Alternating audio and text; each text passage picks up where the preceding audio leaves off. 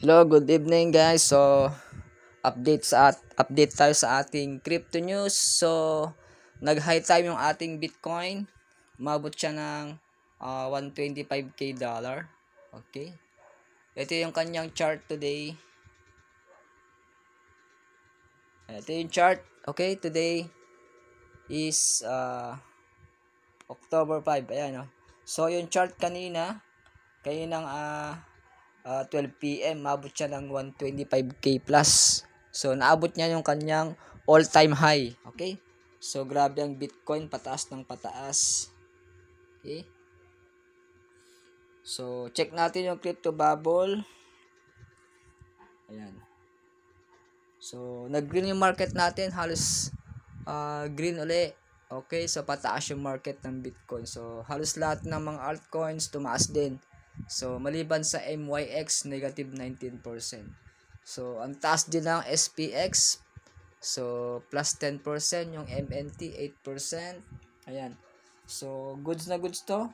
Bull run itong up October. Okay? Dito sa 4 hours, ayan, medyo bumaba yung market ngayon. Kasi okay, yung at ng Bitcoin, so medyo pababa ngayon. Okay? So, ang Bitcoin today is nasa 123k dollar. Okay? Ayan, so, good news to. Okay, so ito yung kanyang all-time high sa history ng Bitcoin. Okay? So, pag-usapan naman natin yung Bitcoin saka sa gold. Okay? So, ano ba yung differentiate ng gold sa Bitcoin? So habang tumataas yung inflation ng kalakalan sa ekonomiya, okay? So, ito yung mga potential para yung ating yung inflation is maprotektahan natin. So, ano ba tong inflation? Ayan. So, ang inflation, ito yung pagtaas ng pangkalatang presyo ng mga bilihin at serbisyo sa isang ekonomiya sa loob ng isang takdang panahon. So, ibig sabihin kapag may inflation, so bumababa ang halaga ng pera kaya mas kaunti na lang ang mabibili mo sa parehong halaga ng pera kumpara sa dati. So, halimbawa yung noong 2020, ang isang kilong bigas ay nagkakalaga ng 40 pesos. Okay? So, ngayong 2025, so, ang parehong klase ng bigas ay nagkakalaga ng 55 pesos. So, tumaas ng 15 pesos ang bigas. So, yan yung inflation. Okay? Yan. So, ano pa yung mga inflation? Pagtaas ng gastusin sa produksyon. Tulad ng malang gasolina, kuryente, ayan, mga produkto, serbisyo. So, pagbaba ng supply kapag merong tagtuyot, sakuna, pag-imprenta ng sobra ng pera ng gobyerno. So, yun yung mga pagtaas ng mga inflation. Okay?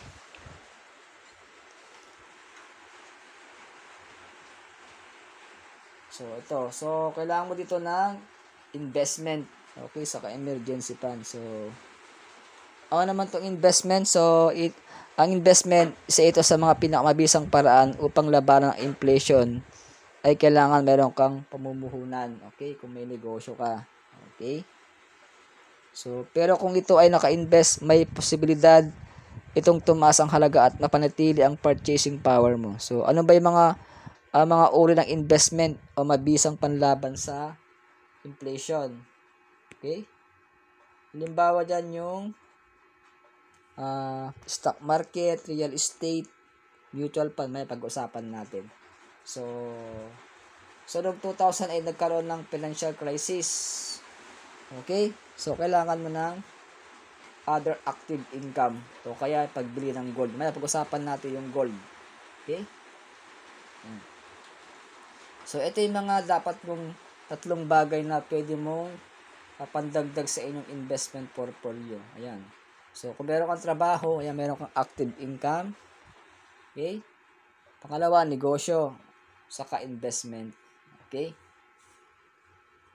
So, at yung gold. Ayan. So, ang gold, safe na safe yan. Low ang maintenance. Malaki ang potential na tataas ang value in the future pang long-term investment yung gold na yan. Okay?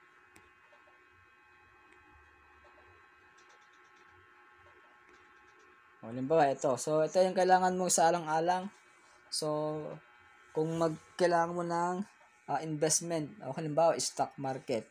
So, yung stock market, yan yung mga bibili ka ng share sa mga kumpanya. Halimbawa, bibili ka ng sa Jollibee, sa Video, Ayala Land, yan yung mga stock market. So, posibleng tumaas yung tubo. Lalo na kung tumataas ang kita ng kumpanya. So, pag tumataas yung kita ng kumpanya, tumataas yung stock market. Okay? So, magandang bumili ng stock market. Kailangan pang long term din. Okay? Pangalawa, real estate. So, yung ari-arian sa lupa. Pag bumibili ka ng lupa, bahay o kondo, so yung lupa mo, stay lang yon. So, yung lupa, tumataas din ang value. Kaya maganda rin mag-invest ng real estate. Habang tumatagal, tumataas ang value ng lupa. Kaya magandang protection sa inflation. Anyway. Ano pa? Mutual fund. Ayan.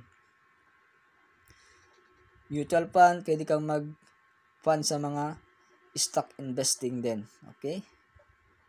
At pangatlo, yung gold. Balikan natin yung gold. Okay, ito yung gold. So, sa pagbili ng gold, so, ang gold naman, tumataas din ang value. So, karaniwang tumataas ang value sa halaga ng panahon ng inflation. Kapag may crisis, okay, nagkaroon ng pandemic, okay, nung 2019, 2020. Pagkaroon ng pandemic, so lahat ng negosyo bagsak. Pero sa gold, tumataas pa yung gold. Okay? Tumataas yung gold, hindi naapektuhan ng inflation yung gold. Kaya magandang din magkaroon ng bumili ng gold. Okay? So, kung halimbawa, kung nag-impok ka ng 10,000 sa alkansya noong 2020 at may 5% inflation, so taon-taon ngayon, parang yung 7,700 mo na lang ang halaga ng pagbili ng pera mo. So, tumataas kasi ang presyo ng bilihin. Ayan. So, kailangan natin ng itong gold. Ito yung backup natin laban sa inflation. Okay? So, bakit kailangan mo ng gold?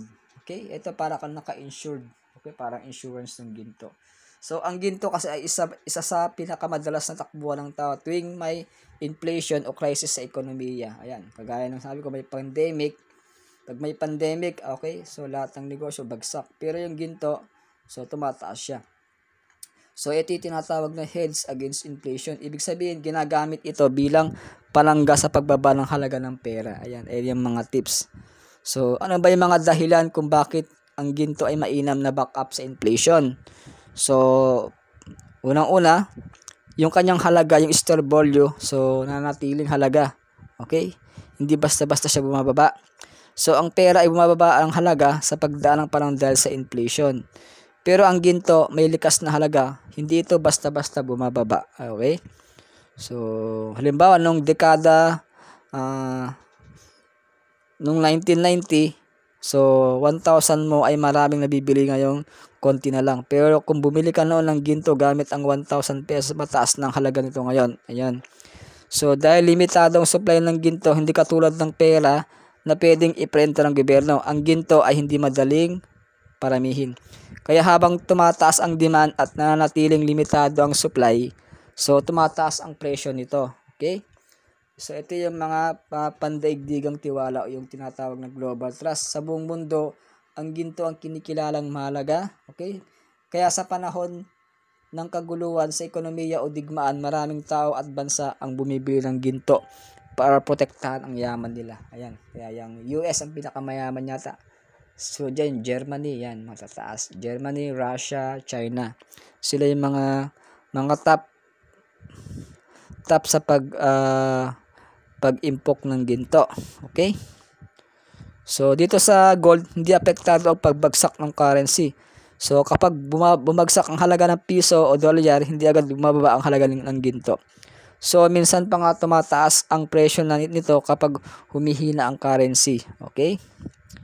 So, halimbawa, noong 2015, so, ang 1 gram ng gold ay nasa 1.5. Okay? Ngayong 2025, so, ito ay nasa around 3,500 o higit pa ang sa merkado ang 1 gramo. So, napakataas yung kanyang tinaas. From 1.5, after 10 years, naging 3.5 o tumaas ng 2,000 mahigit. So, ibig sabihin, yung kung bumili ka ng ginto noon, mas mataas ng halaga nito. Kaya naprotektahan mo ang iyong sarili. May protekta ka sa inyong sarili at sa inflation. Okay? So, ayan. So, tandaan nyo, ang investment sa gold, hindi yan pang short, pang long term, pang matagalan talaga yan. So, dapat bumili lamang sa elite mong gold o dealers o bangko. Okay? Sa mga pawn shop kayo bibili. Wag sa online, madaming scam. Okay? Ang ginto ay may tutulong na backup o insurance laban sa inflation. Okay? Bakit kailangan mo ng gold? So, matatag ang halaga sa pagdaan ng panahon. Hindi basta-basta naapektuhan sa ekonomiya. Okay? Ayan. So, paano magsimula sa gold? Okay?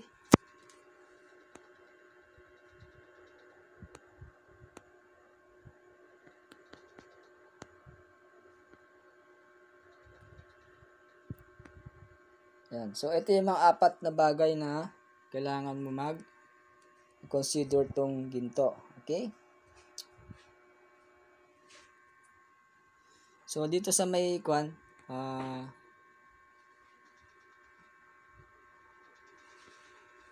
so, ito yung mga paano magsimula mag-invest sa ginto. Siyempre, kailangan mo dyan. So, alamin mo yung iba't ibang paraan ng pag-invest sa ginto. Okay? So, may dalawang pangunahing paraan ng pag-invest. Okay? So, may tinatawag tayong physical gold. So, yung physical gold, tunay na ginto na hawak mo talaga. Okay? Yan. So, safe na safe. So, meron tayong gold bars, gold coins, o mga alahas. So, hindi recommended bilang investment kasi mataas ang labor cost. Okay? Meron din tayong paper virtual gold. Okay? Yung gold related dyan sa ETFs o exchange traded funds. Ayan. So, maya pag-usapan natin yung Bitcoin. Okay? Gold mining stock. Ayan yung mga kailangan mo nang gamitin. Okay? So, ang gold kasi mataas ang kanyang purity. Okay, yung gold, karamihan niya mga 99.9% o yung 24K gold. Okay? So, saan kayo bibili ng gold? So, bibili kayo sa mga legit at reputable dealer. Huwag basta-basta ibibili sa online o sa mga hindi kilalang tao. So, dapat nakarehistrado sa DTI o SEC, may physical store o opisina, may certificate of authenticity ang ginto. So, halimbawa ng dealer sa Pilipinas ay ang Bangko Sentral ng Pilipinas, BSP. Okay, sa Cebuana, Liwinier, Palawan, Pawn Shop, Golden Donuts, Coins PH. Yan yung mga sa mga legit dealers sa Shopee, Lazada. Yan, mga verified dyan. Sa mga jewelry stores naman tulad ng May Kawayan Gold Center, Karat Gold, Oro China. Ayan. So, yan yung mga legit na pupuntahan mo pagka gusto mong bumili ng gold. So, siguraduhin may tamang storage. Kapag bumili ka ng physical gold naman, ilagay mo ito sa safety deposit box sa bangko. Ayan. Okay. Ano pa? Secured sa inyong bahay. Okay, dapat fireproof. Ayan. So, at gusto ko din paki-share mo tong video and then wag mo kalimutan mag-like sa ating YouTube and share mo tong video. Okay? Para update ka sa mga next video ko.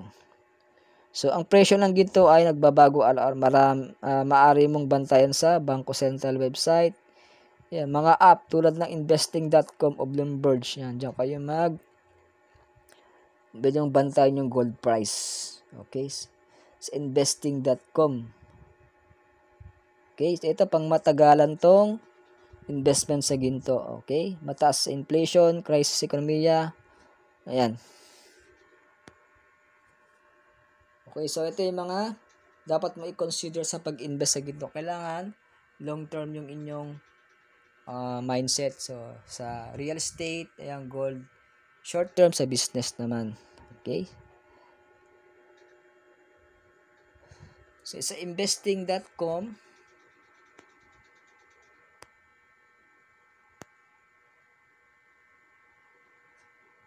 so, andito yung kanyang price.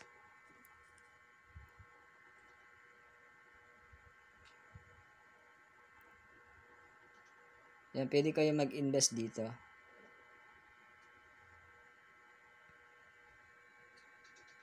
Okay, ayan. So, ito yung mga stock o market commodities. Ayan o. Stock, commodities, ayan. So, dito yung mga trading sa mga stock. Ayan, may Tesla, ang daming mga company. Ayan. So, dito may i-search mo lang itong investing.com. Commodities, meron din sila. Ito yung gold. Ayan, ito yung gold nga, nasa 3,908 ang isang grams. Ayan o. Silver, 47.96. Yan. Yung copper, 65.